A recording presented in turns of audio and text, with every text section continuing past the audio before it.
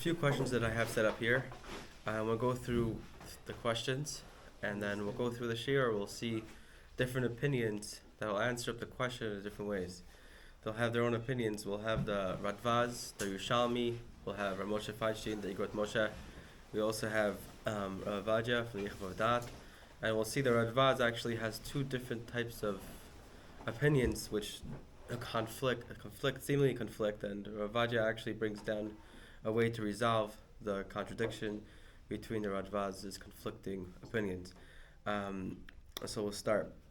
We'll have also the Bet Yosef. And the Rif, the Rambam, and the Rush, they actually omit the ruling. We'll see that the Bet Yosef also omits the ruling and does not follow the Yerushalmi. But it'll come out as a machloka between the Yerushalmi and Bavli, what to do in certain scenarios. The first one would be if someone is drowning in a river, do you have to risk your life to save that person who's drowning? So that's the first question. How far do we go? Does a person, if he jumps in, there's a possibility of him also risking his life to save him. I mean, if it's just in a swimming pool, then obviously there might not be a risk to your life. Do you need to jump in to save him? So let's see that seemingly you have a chiyuv to jump in if it's a swimming pool. If it's in an ocean and the person falls in, and if another person jumps in, if you jump in, you're risking your life. We'll see if you're mechuyev to do that, if you're allowed to do that. Do you have an obligation to do that? So that's one question. Another question is, as far as kidney transplants go, if somebody has a person who's sick and he needs a new kidney, he needs a kidney transplant, are you allowed to donate a kidney to this person? Are you mechayiv to donate a kidney to this person? Imagine a person comes and they come to you and they say, you're the only person that matches his kidney.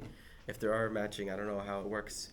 And if you don't give him the kidney, this person is going to die. Now, each individual has two kidneys, and he could survive with one kidney. Is he mechuyev to donate his other kidney? Now, this story happened in Bnei Brak, I believe. There was a man who was very poor, and he wanted to know if he could sell his kidney.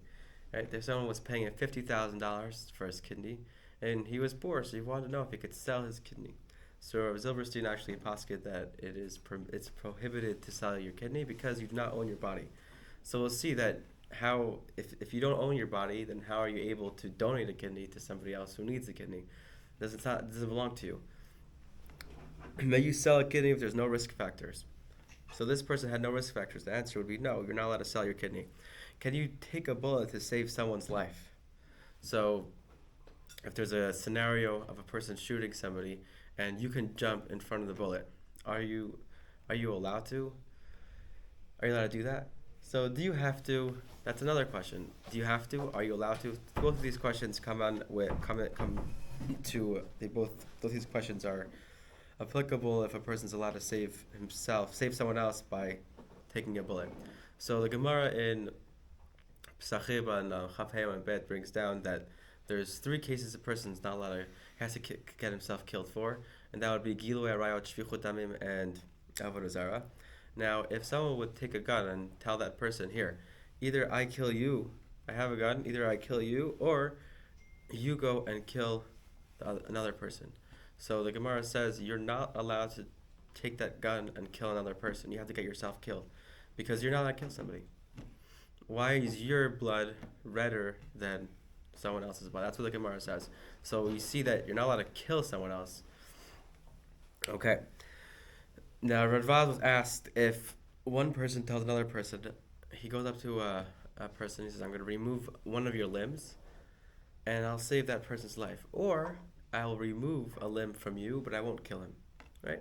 So you have a person who's sick-minded, and he wants to kill somebody, and he tells you that either I'll remove a pinky, or I'm going to kill that person. Do you have a chiyuv to get your pinky taken off so that this person amputated, so that this person can survive? So this was what the Radbaz asked. Someone asked him, and he wanted to know what's the case. So are you obligated to have your limb removed? So there's another chiyuv of saving someone's life. That is lo tamon adam recha. The Gemara in Sanhedrin brings down, has a pasuk that says the source of obligation to save a person who's in danger. How do you know that you have to save someone who's drowning and jump in the river and save him? Gemara says v'hafla kamocha. And let's say someone was under attack by wild animals. The pasuk says lo tamon adam recha. You're not allowed to stand by the blood of your fellow. That means that if he's in trouble, you have to save him. He's in trouble. You have physical trouble. You need to save him. So, going back to the Radvaz, this was the Shiloh they asked Radvaz, that is one obligated to do so. And the person asking the question brought him a Kal V'chomer. He told him that really he should, meaning the guy tells him either I'm going to take your pinky off and I'm going to save that person's life, or I won't take your pinky off. You'll have your pinky. You'll stay intact, but I will murder that person. And you're the culprit of this murderous case. You're the one who's going to be responsible because you could have prevented him. So the person who asked our advice brought a Kal V'chomer that on Shabbat, if someone's limb is going to lose a limb on Shabbat, it brings down that he's actually not allowed on Mechal Shabbat if you're only going to lose a limb. So he said, you see on Shabbat a person who's going to lose a limb, he's mechuyev to keep Shabbat. Saving a person's life is greater than Shabbat. Therefore, he will have to be able to get his pinky removed in order to save a person's life on Shabbat. If on Shabbat you have to get your pinky lost, right? You have to lose your pinky if a person has that. So then for sure, saving a person's life you have to do. That was the Kal V'chomer that he brought against the Radvaz. The Radvaz wrote, he said that his reasoning, he says that the Radvaz, though, he understood the Kal V'chomer, but he rejected it. He gave a few different reasons. We'll go through two different reasons. He says that even though it's midul chasidut to save a person's life by getting your pinky amputated, there's still there's difference. Why the differences to the Kal V'chomer, how he rejects the Kal V'chomer. He says that when one is in a situation of danger, only a limb on Shabbat, that is a situation that was imposed on him from Shemayim. In Shemayim, they said that this person is going to lose his pinky on Shabbat. So therefore, you have to let the pinky, the limb on Shabbat, you have to get it. You're not allowed to mechal Shabbat for a limb on Shabbat. So it's from Shemayim. But here, it's not from Shemayim. The person comes and says, here, I'm going to kill that person unless you save your limb. You're not mechuyev to do that.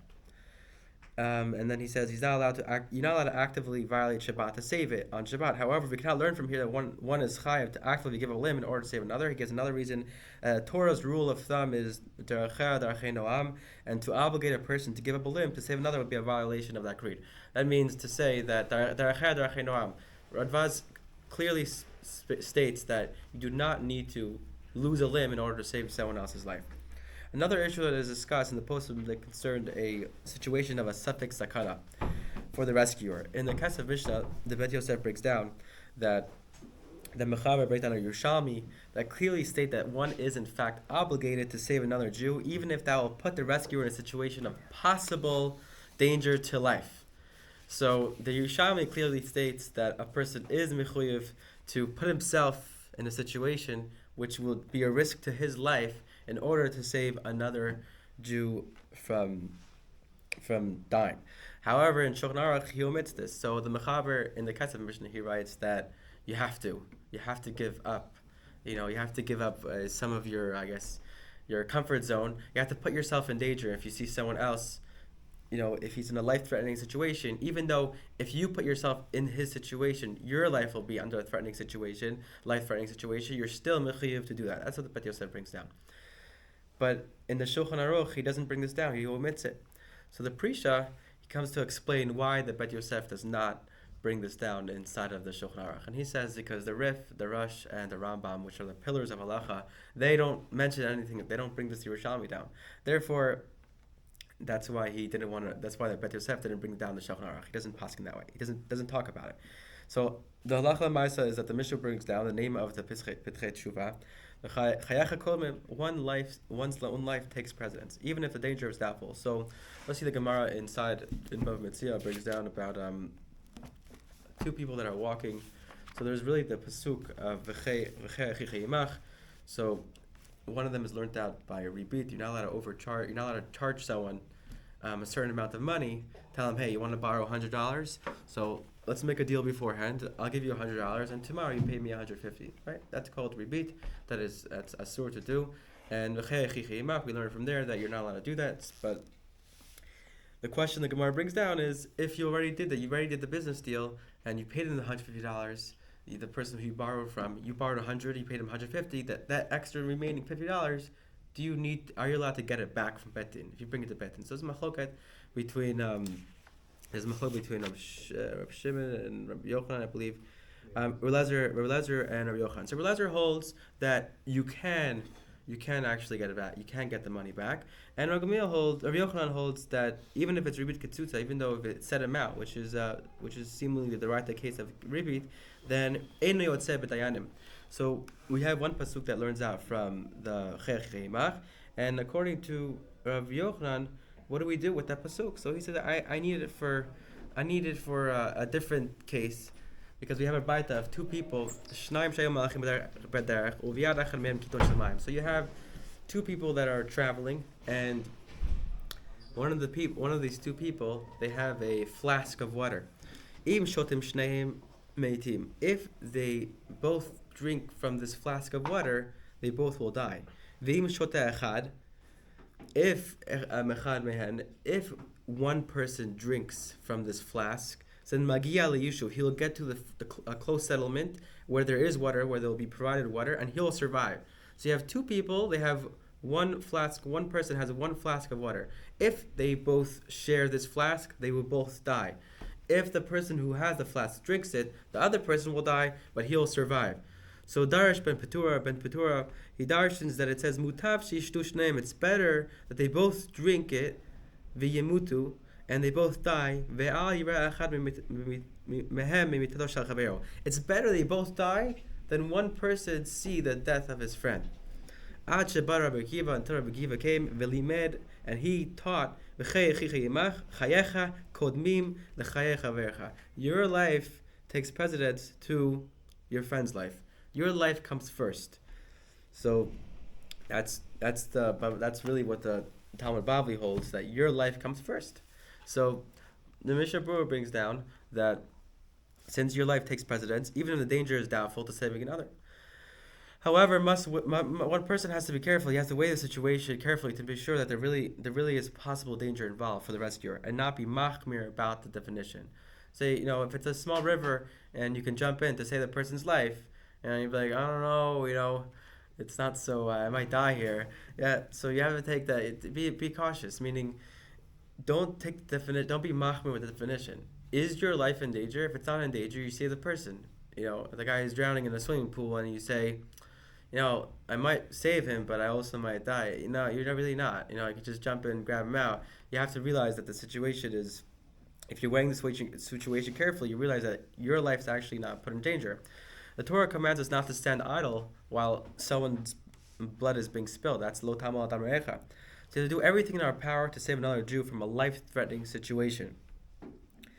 But we have the rule that we just learned in the Gemara above Mitzvah, the Chayecha Kodmim, which teaches us that your life takes precedence. Therefore, one is not allowed to place oneself in a life-threatening situation to spare another from a life-threatening situation. The question that the poskim deal with is one required to enter a potentially life-threatening situation, suffix sakana, in order to save someone. So everyone agrees that if you're for sure going to save yourself, if you're for sure not going to make it, then you're not allowed to.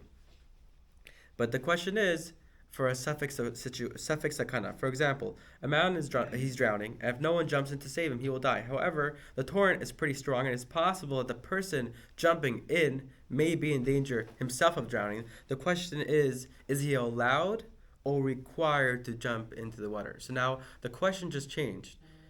Before we were saying we were handling back and forth if you're allowed to, if you're not allowed to. Now we're saying, are you required to? And even if you're not required to, are you allowed to? So a person says, it's okay, I want to do it myself. You may not be allowed to. So again, Rav Yosef Kairo, the Bet Yosef, we said in the Sefer case of Mishnah, he brings down the Hagalos Maimon, who rules in accordance with the Yerushalmi that one is required to place himself in a Safek Sakana in order to save another Jewish person's life from an absolute life-threatening situation. He explains that because the other person will definitely die and the rescuer will only potentially die, we worry about the definite and not the potential. So this was the view of the Tiferet Yisrael. Also, the Kesed Mishnah Gauss Maimon did not tell us where in the Yerushalmi can this ruling be found. However, the Netziv, he finds this Yerushalmi. There's a story about, it's in Masechet Shumot. The Yerushalmi brings down a story about Imi. He was captured by robbers, and he was in a life-threatening situation. And Rabbi Yonatan said that there's nothing we could do. We must just accept his ultimately fate. However, Reish Lakish said, no, I'm going to jump in. I'm going to come and rescue him. Either I kill them, I kill the captors, or they kill me. Reish Lakish actively placed himself in danger in order to save his friend. Was stronger than most people in general because he was like a mafioso. Okay, but he put himself in danger. You can't put that Reish Lakish as a cloud against other regular people. He was able to jump out of water.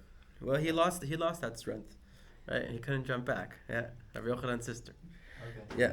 Okay. In the source of the ruling of the Goetz Maimon. So here, So the Goetz Maimon, he brings this down. He paskins like the Yerushalmi, and Rabbi Yoel Circus, who's the Sma in Choshen Mishpat, he brings in his commentary on the Shulchan Aruch. He notes that the Ramah and the Shulchan Aruch both omit this ruling from their writings. So now, we don't find this halacha in the Shulchan Aruch. It is no doubt, so we said beforehand that the pillars of halacha, the Rush, the Rif, the Rambam, they all do not mention the ruling of the Yerushalmi. They don't bring the Yerushalmi down. It also seems that Rabbeinu Yonah in Sefer Isser V'Heter, he disagrees with the Hagos Maimon, and he rules that one is not required to enter a potentially dangerous situation in order to save a person's life from danger. The Mishnah Berurah also rules that one is not required to endanger himself in order to save another. Don't worry, you will leave tonight knowing the halacha. The Aruch HaShulchan, he explains that the reason all these Rishonim do not rule in accordance with the Yerushalmi is that in the Bavli, the Talmud Bavli, it disagrees with the Yerushalmi. But they don't include a source from the Bavli that would imply a convey a view different from that of the Yerushalmi. So the Tzitz Eliezer, he brings down potential sources from the Bavli. I did not see the Tzitz Eliezer inside. However, I'm sure that his source would be the Gemara in Bava Metzia and Daf, I think it's Samachal, Samach Beis. So that's the source that he would bring down. It clearly states Chayecha Kodmim, your life comes before. So that would be the Bavli arguing on the Yerushalmi, and we know that if you have a Bavli and Yerushalmi, we follow the Bavli. The Radvaz, he feels that according to the vast majority of opinions who do not require one to endanger himself in order to save another person's, he says you're not required to save another person who's drowning, and if you do though, you're a foolishly pious individual. He calls him a chasid shota. You're not allowed to put yourself in potential risk. Potential risk outweighs the mortal danger facing his friend. Who is it? The Radvaz. One is not allowed to endanger himself in order to perform mitzvah or in order to avoid sin. He said there's only three things a person has to get himself killed for: avodah zarah, shfichut damim, and gilui arayot. Saving a person's life is not part of those three. You're not allowed to put yourself in a danger. Who says you can go past what the Torah says to do in order to put your life in danger in order to save yourself, save someone else? Those are definites. The other one is possible. So those are definite. These are potential. Yeah, that was my question as well. Meaning, those are definite. These are the suffix. So it'll be a suffix deraisa. Who says you could? There is a definite. The other guy that's going to die. He's definite, but you're putting yourself in a suffix sakana, which would be a suffix deraita, right? That would be a suffix that you're putting yourself into. And you're not allowed to do that. You're not allowed to just say it's a suffix deraita. We say suffix deraita lechumra. And not according to the Rambam, maybe according to the Rashba, suffix deraita lechumra, it would be midaraita.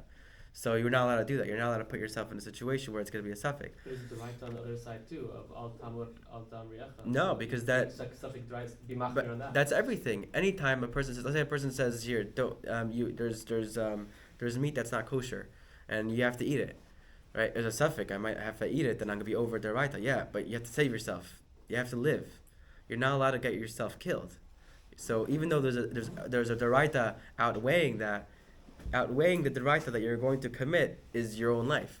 So you're not allowed to be over the deraita as well. You understand? Meaning you're right. He might die, and then I'm not over lo tamod, because lo tamod al merecha is limited to my life. So if my life's involved in lo tamod merecha, if I'm putting myself in a situation where it's potentially danger to my life, so then I don't have a chiyuv lo tamod al merecha. That's not how far the Torah made me go for lo tamod al merecha. On Shabbat, I also have a chiyuv to keep Shabbat. But if my life's going to be in danger, if I keep Shabbat, even if it's a suffix, I'm allowed to, Michal, it's not even called Chilul Shabbat. I'm allowed to break Shabbat in order to save my life. Even though it's Deraita, you're right. But there's another Deraita of keeping yourself alive. Right? V'chai bahem means that you have to live. You have to live with them. You have to keep the Torah, and you have to keep yourself alive. And there's only 3 places where you have to get yourself, so to speak, killed, not to Mekayim those 3. Otherwise, everything else, what? Women go through childbirth to help their husbands Mikayim Pruruvu. Yeah. So that's Yeah.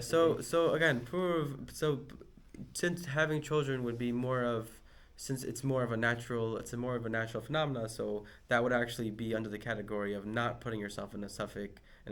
She's not just getting pregnant and having a child. It's not putting yourself in a suffix. Suffix nefesh. That's a definite nefesh. For Shabbos, so when she's giving birth, she's in the category of suffix nefashot, and you have to go over the raitas even to save her. Yeah, once she's there, she's considered chol sheyesh b'sakana when she's giving birth. Yeah, but even then, that's not. She wouldn't. You don't say you can't get pregnant because you're putting yourself in a suffix, because it's a natural phenomenon that would be part of. I don't want to use the word nature, but there's less saying people don't. More people are born every day than die every day giving birth. Therefore, it's not okay. So again, getting back to a person saving a person's life, Rabbi Moshe, he says that this Radvaz, he disagrees with this Radvaz. He doesn't say it's asur to put yourself in a sakana to save someone else. He says that the whole debate is whether one is required to enter such a sakana in order to save his friend. However, everyone agrees that it's permitted to do so. So the Igor Moshe brings down the Radvaz, and he says that he disagrees with the Radvaz, and he says you're allowed to put yourself in a dangerous situation, because he was saying a little bit what Daniel was saying. He says because it says the lo tamad amrecha, right? That's one of lav and shmichuv latzik komona kadesh levar alav. That's what he says. Therefore, he says that you don't have to, but you're allowed to. It's permitted to. That's what Rav Moshe, he disagrees with Ravaz. But then again, we had a contradiction with the Ravaz, because earlier he said that it's a midut chasidut to lose a limb to save someone else's life. But here he writes that you're not allowed to. You're chasid shota. So what's going on? What's he saying? So Ravadia in the Yichva Vadat, he brings down, it's in Chilei Gimel, he says that you're right, the Radvaz does have a contradiction between both of his writings, but in one response, the Radvaz writes that one is not permitted to endanger himself in order to save his friend, and he's a chasid shota. While in another response, he writes that one is required to enter a somewhat dangerous situation in order to save someone from a life-threatening situation. So one place he says you have to, one place he says you're not allowed to, and if you do, then you're chasid shota. So what's going on? So Ravad Yosef explains. So this is what we would paskin like. There is no contradiction. If there's a 50% or more chance of death, one is not allowed to save his friend. However, if there's under 50%, if the risk factor is under 50%, then one person is required to save his friend. In this case, the chance of death is so small that the reward of saving a Jew outweighs the potential danger. He adds that the Radvaz himself seems to indicate such a distinction in one of the responses. The Radvaz does add there's no requirement to donate a limb in order to save another Jew, even if donating the limb involves a very small risk of death. You do not have to. He explained that the ways of the Torah are sweet. The Torah would never require someone to become deformed. What if donating eyes could save someone's life? The Radvaz reasons. You would have half of Klal Yisrael missing eyes. The Torah cannot require such a thing, although it is praiseworthy. The Torah would never require organ donation. So Ravadia brings down, again, 50% less chance you're allowed to, and more than a 50% chance you're not allowed to. You're not allowed to. So the pinky thing you will be allowed to, according to Ravadia, you'll be allowed to, and it's praiseworthy. The Radvaz says it's permitted to, but you don't have to. But he said you're a chassid. Chasid shota was just by a person's drowning. One opinion of the Radvaz was saying that you should. Yes. Right. According to Ravadia, that means then you should cut off your pinky. Yeah, he says he brings down that he says that you should. Cut off your pinky. You get your pinky. He says that he brings down that one is required to save his friend. In the case of the chance of death is so small. But you said before that people wouldn't the Torah wouldn't require you to. Yeah, that's the Radvaz. The Ravadia doesn't bring that down. He just says Why like, is bringing down the Radvaz? He's saying that there's a machlokas. yeah. So he brings up a Chogay Radvaz, and then he explains that there's a 50% chance. If there's a 50% chance and under, you're allowed to.